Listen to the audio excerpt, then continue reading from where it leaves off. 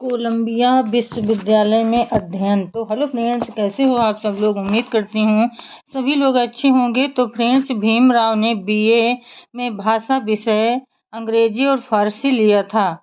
बाद में उनको समझ में आया कि शास्त्रीय विषयों के ज्ञान के बगैर आदमी को सही ज्ञान की प्राप्ति नहीं होती। उनको ये लग रहा था कि इस विषयों का अध्ययन कर बीए हुआ होता तो अच्छा होता। उन्होंने इन विषयों को समझने के लिए बीए होने के बाद उन विषयों की किताबें पढ़ने में तेजी से काम किया।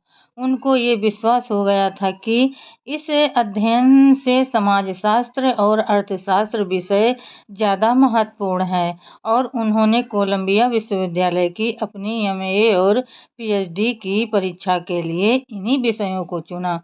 कोलंबिया विश्वविद्यालय में आने से पूर्व उनको अर्थशास्त्र, समाजशास्त्र, सामाजिक और राजनीतिक नीतिशास्त्र आदि की विशेष जानकारी नहीं थी।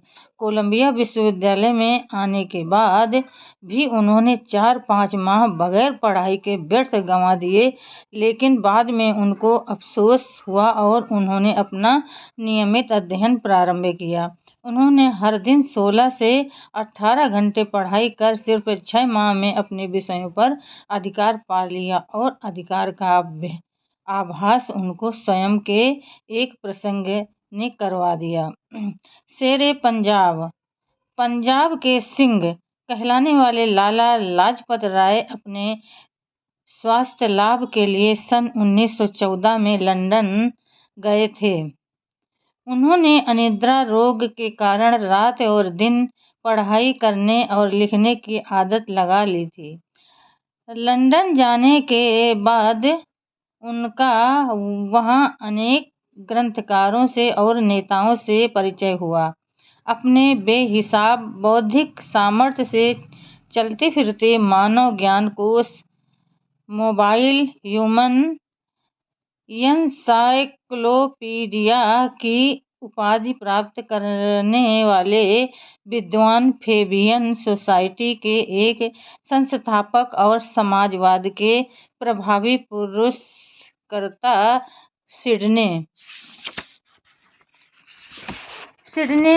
वेब से लालाजी की घनिष्ठता बढ़ गई थी। लालाजी अमेरिका आते समय सिडने वेब से प्राध्यापक एडविन आर.ए.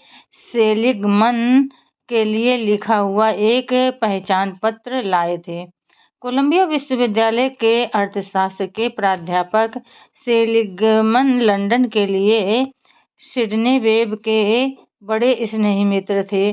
सेलिगमन से लालाजी की बड़ी दोस्ती थी। लालाजी अपना अधिकांश समय कोलंबिया विश्वविद्यालय के ग्रंथालय में बिताते थे। उनके सामने के टेबल पर उनसे पहले आकर बैठने वाला और उनके बाद ग्रंथालय से बाहर जाने वाला एक ही भारतीय छात्र उनको विदाई दिया। लालाजी ने स्वयं उस छात्र से अपना परिचय किया।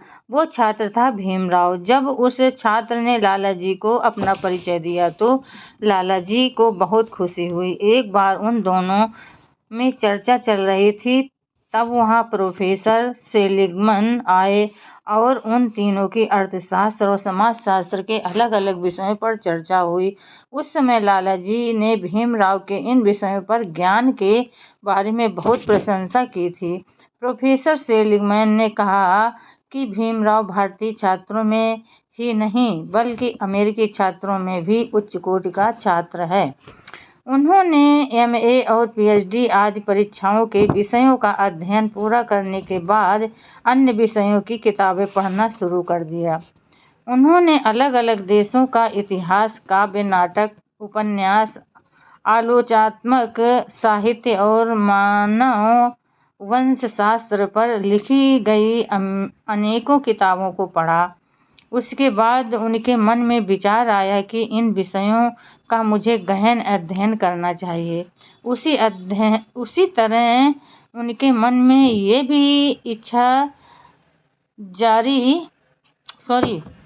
जागी कि उन विषयों के अनसुलझे सवालों पर किताबें लिखकर सफल लेखक बनना चाहिए।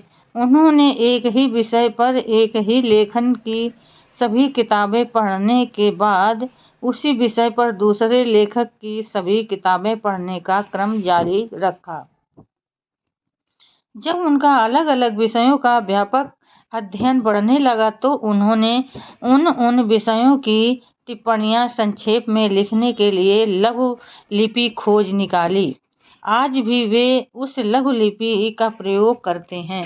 पढ़ाई के बाद उनको जो भी समय मिलता था उसका उपयोग वे अलग अलग ग्रंथालयों में पुस्तक खोजने में करते थे। बीच बीच में वे कुछ प्रोफेसर्स के घर में जाते थे और बराबरी के अमेरिकन छात्रों के घर में भी जाते। ऐसे समय उनको अमेरिकी घरों की साज सज्जा, रहन सहन का साफ सुथरा ढंग बेहद पसंद आता था। इन घरों में उनको सबसे ज़्यादा प्रिय लगने वाला भाग था उनकी लाइब्रेरी। यह देखकर उनको भी स्वाभाविक रूप से ऐसा लगने लगा कि हमारी भी अपनी लाइब्रेरी होनी चाहिए। ग्रंथों के प्रति उनके मन में बड़ा आकर्षण पैदा हुआ। उन्होंने पुरानी किताबों की दुकान में जाकर किताबें खरीदना शुरू कर दिया। उनके लिए छात्रवृत्ति में से अपना खर्च निभा कर घर के खर्च के लिए कुछ पैसा बम्बई भेजकर अपनी किताबें खरीदने का शौक पूरा करना बहुत मुश्किल कार्य था। अतः उन्होंने एक रास्ता खोज निकाला। उन्होंने छुट्टी के दिन काम करके पैसा कमाने का विचार किया। विश्वविद्यालय में सारी छुट्टियां मिलाकर 1-2 माह की तो होती ही थीं और अमेरिका में उन छुट्टियों के दिनों में काम करके पैसा कमाने का आम प्रचलन है।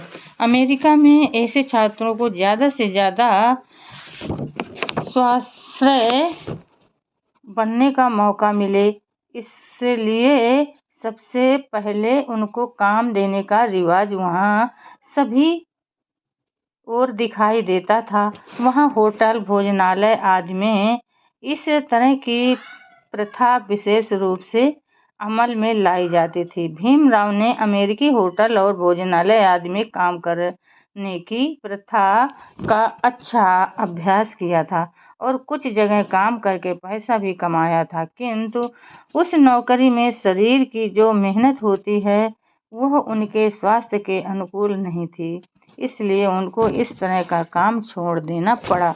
तो फ्रेंड्स, आज के लिए बस इतना ही। कल फिर मिलेंगे अगले नए वीडियो के साथ। तब तक के लिए फ्रेंड्स, जय भीम, नमो बुद्धाय।